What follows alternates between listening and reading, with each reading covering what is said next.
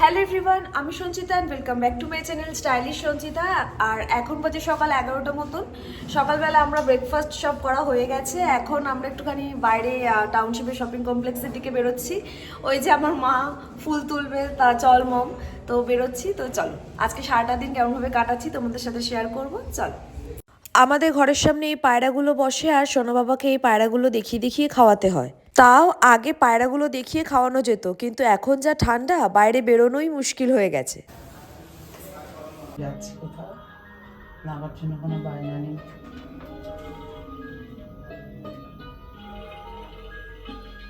এখন সোনার নতুন জেদ হয়েছে যে সকাল সন্ধে ওকে পার্কে নিয়ে যেতে হবে। আগে ঘুম থেকে উঠে শুধু সন্ধেবেলা কাঁদতো ওর বাবা এসে পার্কে নিয়ে যাবে বলে।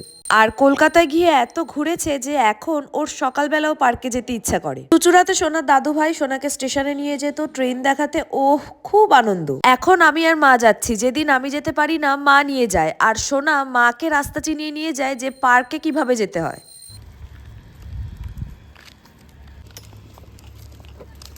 দিনের বেলা দেখ ঘাটে ঘাটাটা কতটা কম লাগে। আচ্ছা এসো এসো, হ্যাঁ চলো চলো, ওই গাই গাই গাই গাই, চলো চলো চলো। আমাদের টাউনশিপের স্কেটিং গ্রাউন্ডের অপোজিটে একটা জবা গাছে অনেকগুলো জবা ফুল ফুটেছিল, সেইখানেই মাকে নিয়ে এসেছি। আর মা আছে বলে একটু ফুল দিয়ে ঠাকুরকে পুজো দেওয়া হচ্ছে, নয়তো এই বাইরে বেরিয়ে ফুল তুলতে হয় বলে আর ইচ্ছাই করে না একটু বাইরে বেরোই। তাই মাঝে মাঝে ঠাকুরকে ফুল দিয়ে পুজো করতে পারি, প্রত্যেক দিন আর হয়ে ওঠে না। মা এসেছে বলে একটু সুবিধা, মায়ের সকালে কুটনো কুটে রান্নাও অর্ধেকটা হয়ে গেছে। এখন একটু বাইরে রোদ্দুরও আছে, আমাদের হাঁটাও হলো আর তার সাথে ফুল তোলাও হলো।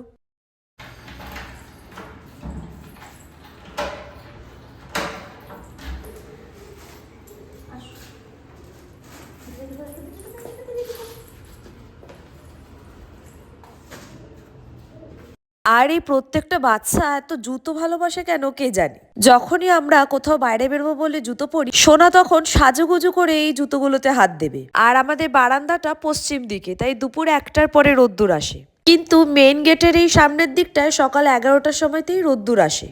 একটু দরজাটা খুললে রোদ্দুরটা ঘরে আসতে পারে, সেই আর উপায় নেই, দরজা খুললেই জুতোয় হাত। এদিকে কাজ করব নাকি সোনাকে পাহারা দেব। ফুল তোলাও হয়ে গেছে, আর আমি একটুখানি রান্নাঘরে এসেছি, সোনাও শুরু হয়ে গেছে রান্নাঘরের সব কৌটো কাউটা নিয়ে ছড়ানো। মায়ের সাথে ফুল তুলতে গিয়ে কয়েকটা তুলসী পাতা তুলে নিয়ে এসেছি, আর আমাদের বাড়িতেও তুলসী পাতা হয়েছিল, কিন্তু এতদিন আমি ছিলাম না আর সুপ্রতিমও অফিসের কাজে জল দিতে পারিনি। আবার নতুন করে তুলসী গাছ লাগাতে হবে, ছোট বাচ্চাদের যাতে ঠান্ডা না লাগে সেই জন্য। দেখলাম প্রত্যেকদিন শীতকালে তুলসী পাতা থেতো করে গরম জলের মধ্যে ফুটিয়ে তাতে একটুখানি আদার রস, একটুখানি গোলমরিচ গুঁড়ো দিয়ে গরম করতে, জলটা কমে এলে তার সাথে মধু মিশিয়ে খাইয়ে দিতে। তাই জন্যই আমি তুলসী পাতাটা বেটে একটুখানি জল গরম করছিলাম।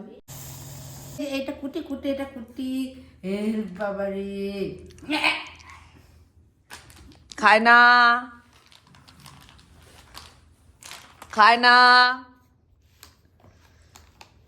খায় না, পচা পচা পচা, খায় না খায় না।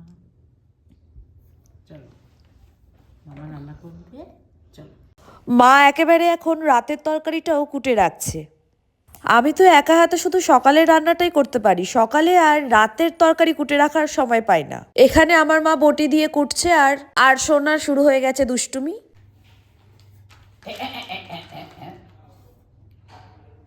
হয় ও দিদি বুড়ি আসছে, আর একটা আলু আমার দরকার, আলু কম এলো। উঠে নিতাম, বাবা বসতে হবে আমাকে মুখে দেয় না। তাদের জন্য। ঠিক আছে বসবো, কোনো বাদ দিয়ে এখন ভাত হবে, ওর তরকারি হবে, দেরি আছে। এখন বাইরে একটুখানি রোদ্দুর এসেছে, তাই জামা কাপড়গুলো দরজার বাইরে দিয়ে আসছি।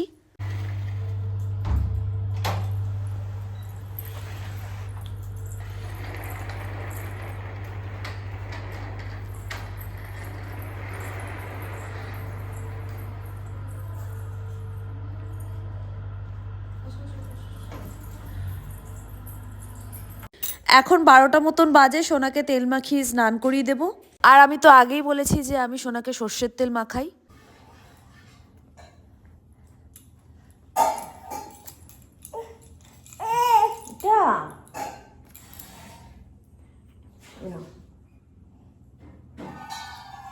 তেল মাখিয়ে স্নান করিয়ে সোনা বাবাকে এখন ঘুমও পাড়িয়ে দিয়েছি।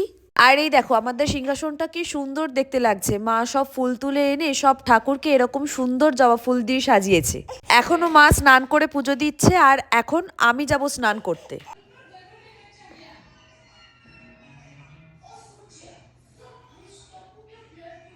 তারপর সন্ধ্যাবেলা সোনা বাবার জন্য বানাচ্ছিলাম চিড়ে দিয়ে দুধ দিয়ে সুজি দিয়ে একটা পায়েস।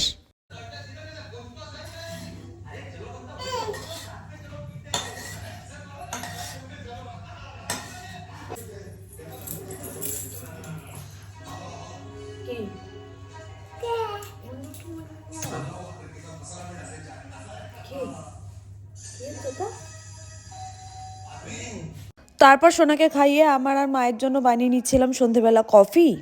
সকালে তো রাতের জন্য বাঁধাকপি তরকারি করে রাখাই আছে, এখন শুধু রুটি করে নিচ্ছি। আর আমার বাঁধাকপির সাথে পরোটা খুব ভালো লাগে, তাই মা আমাকে পরোটা করে দিল। আর এইভাবেই আজকে সারাটা দিন কাটলো। ব্লগটা এখানেই শেষ করছি। যদি ভিডিওটা ভালো লেগে থাকে তাহলে অবশ্যই একটা লাইক করো আর আমার চ্যানেলকে সাবস্ক্রাইব করতে ভুলো না। টাটা।